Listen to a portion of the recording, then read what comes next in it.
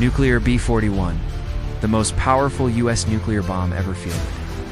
It was so large that it required 3 separate rocket boosters just to get it off the ground. And yet these gigantic warheads were deployed all around the world, and they remained, ready to be dropped on Soviet Union territory until 1977. One of these bombs could theoretically erase a mega-city like Tokyo or New York from existence and level an entire region like the American South or Japan's main island Honshu.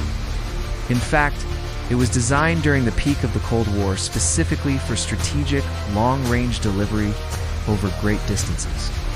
To give you some real-world context for how devastating this would be, the explosion of a nuclear weapon doesn't just cause damage through the initial blast, but also through the thermal radiation, or the fireball which can burn everything in its path, and through the gamma and neutron radiation, which spreads out after the blast wave passes. And finally, there is the fallout. All nuclear weapons produce a combination of all 3 of these effects. For a nuclear bomb to explode, it requires a fission trigger, a device containing fissile materials such as plutonium-239 or enriched uranium-235. Once the device reaches criticality, the core heats up and expands. When it reaches a certain size, the pressure from the expanding core compresses the fuel into a supercritical state, which causes the fuel to rapidly convert into energy. This energy is released as light and heat. As such, the B-41 became obsolete. It was taken out of service in 1977. What happened to the old bombs after this is unknown. Thank you all so much for watching. Don't forget to like, comment, subscribe, and join our community to learn more about amazing planes from history. See you next time. Officially, they were all disassembled and recycled. Where rumors persist of some being hidden away in remote locations in case of another Cold War.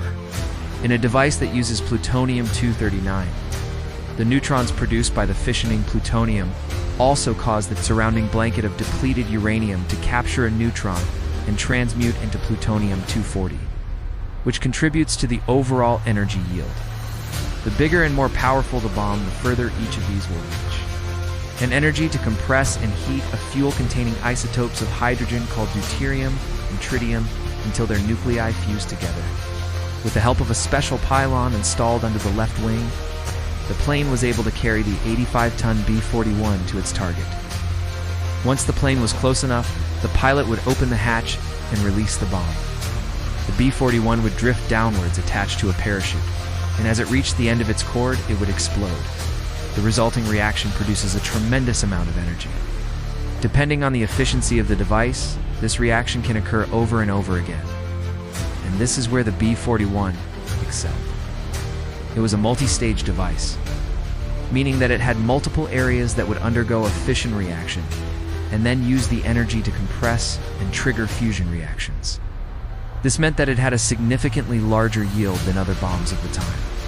Now, it is well known that if a nuke big enough was to go off in the middle of Manhattan, it would blow away the skyscrapers and burn most of the buildings on the East Coast, killing tens of millions of people. Many people who worked on the program believed that the remote location of the testing facilities and the secrecy around them was to hide the B-41 from the Soviets, rather than to protect local populations in case of a nuclear accident. They were so worried about the possibility of nuclear fallout that workers in Utah to sign documents saying that they would not sue the government for any injuries they sustained while working on the project. However, the destructive effects of such a bomb would not stop there. It would generate a wall of fire that would race outwards across the country. Everything in its path would be utterly incinerated.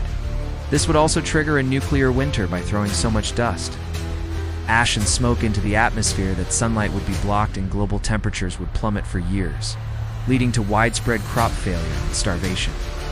A small nuclear exchange between major powers could theoretically kill billions and bring down society as we know it. A single one of these bombs could have destroyed every building within 50 miles of its detonation point and severely damaged structures up to 300 miles away. After the Japanese surrendered, the world marveled at the utter devastation caused by these devices. They had never seen anything like it. But now, during the height of the Cold War, the superpowers were staring each other down and threatening full-scale nuclear war. If the Russians felt threatened, they may very well choose to strike first and eliminate America's ability to retaliate.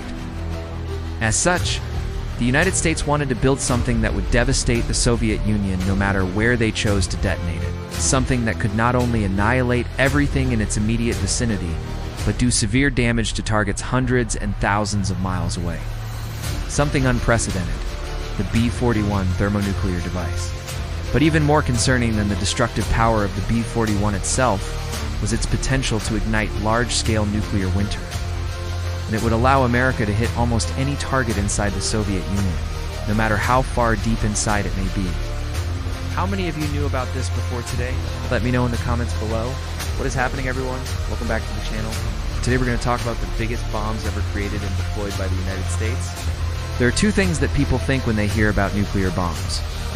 Either it's the little ones that devastated Hiroshima and Nagasaki at the end of World War II, or it's the modern, smaller, but still massive warheads that are attached to missiles fired by submarines. Today we're going to look at something different. This is the B41, a three-stage thermonuclear bomb with a yield of up to 25 megatons. To put into perspective how crazy this is, but why don't we hear about this warhead? Why has it been kept secret, and what eventually happened to it? This is the story of the nuclear B41. Let's start with the basics of the B41 warhead. It was designed in the early 1960s and was able to produce a blast equivalent to 25 megatons of TNT, as you may know. If that sounds grim, then consider that the last time a similar exchange occurred was 75 years ago. In 1945, when the United States dropped 2 atomic bombs on Hiroshima and Nagasaki.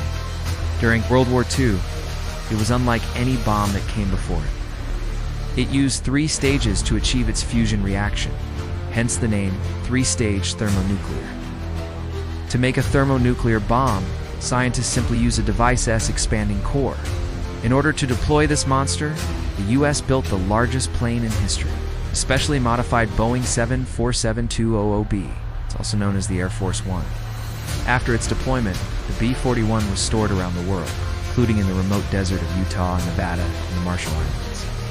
During the 1970s, new technologies made smaller but more accurate missiles available. And there you have it. That's all I've got for you today.